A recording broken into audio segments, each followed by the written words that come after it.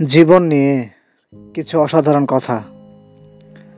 Number 1, জীবনে বড় কিছু হতে গেলে যেমন পরিশ্রম করা প্রয়োজন, ঠিক তেমনই বুদ্ধি ও ধৈর্যেরও প্রয়োজন। নাম্বার 2, পথ চলতে চলতে অবশ্যই আমরা হোঁচট খাই। এমন সময়ে কেউ উঠে দাঁড়াতে পারে, আবার কেউ পারে না। যে উঠে দাঁড়ায় সেই পরবর্তীতে জীবনে উন্নতির শিখরে পৌঁছে যায়। নাম্বার 3, কোনো কিছু করতে গেলে ভুল হতেই পারে, তাই বলে হাল ছেড়ে দিবেন না, কারণ ভুল থেকে হয় আপনি উন্নতির দিকে যাবেন, নয়তো আরও ভালো কিছু শিখবেন।